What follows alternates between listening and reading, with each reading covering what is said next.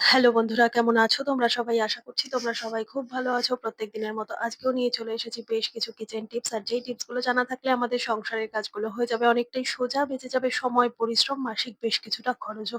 আজকে সেই রকমই বেশ কিছু জানা অজানা টিপস তোমাদের সাথে শেয়ার করবো, যেটা দেখলে পরে আমাদের প্রত্যেক দিনের কোনো না কোনো ঠিক উপকারে আসবে। চলো তাহলে বেশি কথা না বাড়িয়ে আজকের ভিডিওটা শুরু করা যাক।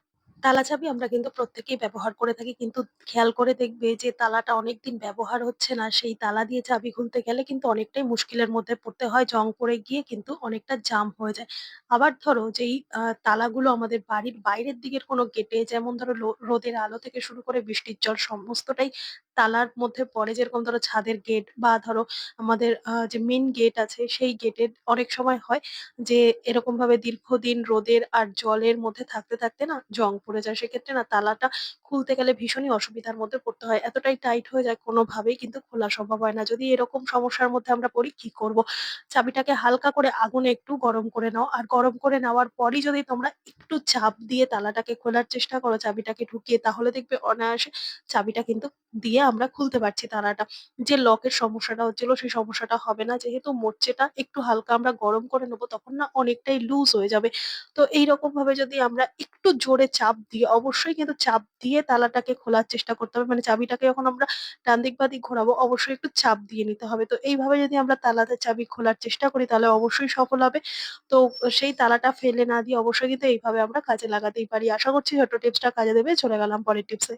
আমরা অনেকেই রান্না করার আগে রান্না করার জন্য সমস্ত প্রয়োজনীয় শাকসবজিগুলোকে কেটে নিই, যাতে রান্না করতে অনেকটাই সুবিধা হয়। সেরকমই বেশ খানিকটা যদি আলু এক্সট্রা কাটা হয়ে যায়, সেক্ষেত্রে আলু না, যদি পরে দরকার মনে হয় যে এতটা আলু লাগবে না, সেক্ষেত্রে আলু যদি আমরা রেখে দিতে চাই, সেক্ষেত্রে খেয়াল করে দেখবে বন্ধুরা, এরকম আলু যদি সংরক্ষণ করে রাখি যে পরের দিন অন্য রান্নায় দেবো, সেক্ষেত্রে না কেমন একটা কালো হয়ে যায়, শক্ত হয়ে যায়।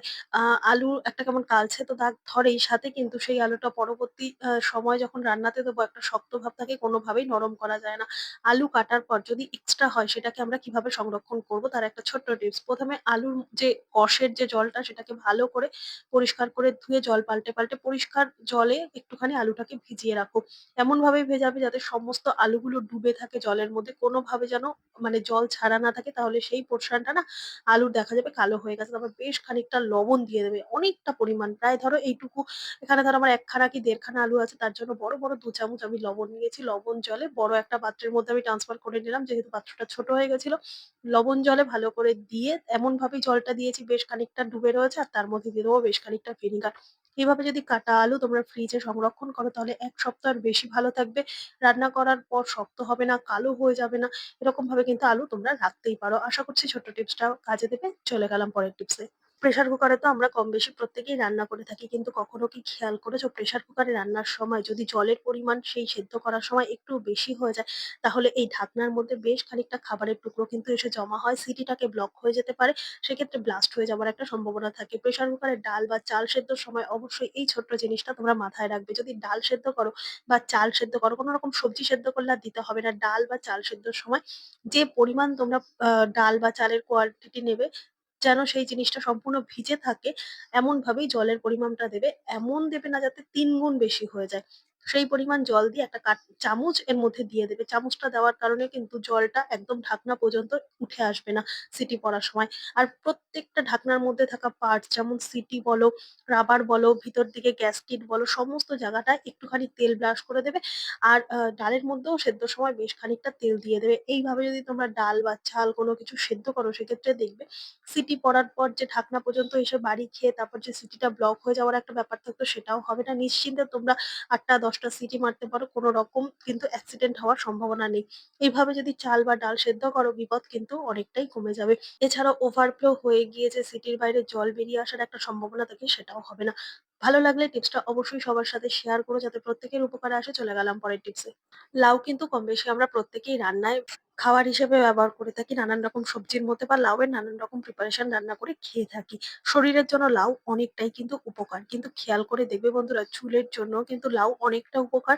যদি আজকের টিপসটা তোমাদের না জানা থাকে আর এরকম সমস্যায় যদি তোমরা পড়ে থাকো, তাহলে আজকের ভিডিওটা তোমাদের জন্য। বন্ধুরা, চুল পড়ে যাওয়ার সমস্যা বা ধরো টাক পড়ে যাচ্ছে বা কপালের সামনেটা অনেকটা টাক, চুল রাফ হয়ে যাচ্ছে, ড্যান্ড্রফ হচ্ছে, এরকম সমস্যা কি হচ্ছে?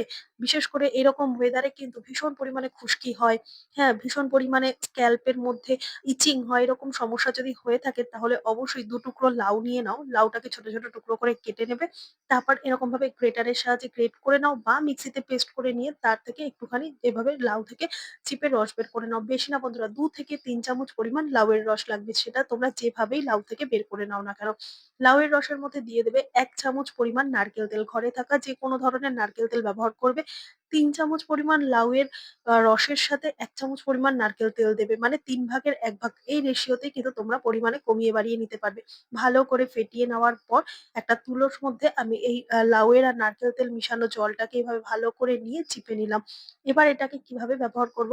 আমরা প্রত্যেকদিন স্নানের আগে মাথায় যখন অয়েল ম্যাসাজ করি ঠিক সেই সময়টা এই মাথার স্ক্যাল্পে যেই রকম জায়গাগুলো খুব বেশি পরিমাণে চুল উঠে যাচ্ছে, কপাল বড় হয়ে যাচ্ছে বা এরকম যদি স্ক্যাল্পে কোনো রকম ইনফেকশন হয় বা ভীষণ পরিমাণে ইচিং হচ্ছে, তাহলে অবশ্যই তুলোর মধ্যে করে স্ক্যাল্পের মধ্যে হালকা, হালকা করে এভাবে রাব করে দাও।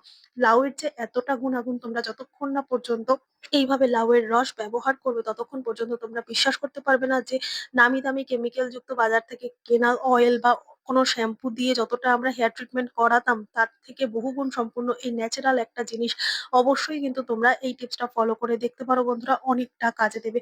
আর ভালো লেগে থাকলে প্রত্যেকের সাথে শেয়ার করে দেবে যাতে প্রত্যেকের কোথাও না কোথাও একটু হলেও উপকার হয়। তো অবশ্যই যদি কোনো রকম হেয়ারের সমস্যা হয় তাহলে অবশ্যই এই টিপসটা কিন্তু ফলো করতেই পারো। তো চলো দেখে নাও পরের টিপস। আমরা প্রত্যেক মহিলারাই এরকম বাজার চলতি বা মেলা থেকে কিনে আনা আর্টিফিশিয়াল যে কানের গুলো হয় সেগুলো জামার সাথে ম্যাচিং করে করে কিন্তু পড়তে ভীষণই পছন্দ করি। কিন্তু কখনো কি এরকম হয়েছে যে এই কানের দুলগুলোর যে মেটালটা হয় সেই মেটালটা অনেকের কিন্তু স্কিনে শুট করে না। যেরকম ধরো কানের দুল হিসেবে যখন আমরা পড়ছি তখন না অনেক সময় কানের যে ছিদ্রটা রয়েছে বা কানটা না অনেক সময় পেকে যায়। কেন বলো তো পেকে যায়? যেহেতু এই মেটাল গুলো বা যেই সমস্ত মেটাল দিয়ে তৈরি হয় সেই মেটাল গুলো খুব উন্নত মানের হয় না বা অনেকের এই মেটাল গুলো না সহ্য হয় না। সেই কারণেই কিন্তু দেখা যায় পেকে যায় কান। তো যখনই কানের দুল পড়বে তার আগে এরকম ভাবে অর্ধেক কেটে রাখা পেঁয়াজের মধ্যে এই কানের দুলটাকে ডিপ করিয়ে রাখবে অন্তত ৫ থেকে ১০ মিনিটের জন্য।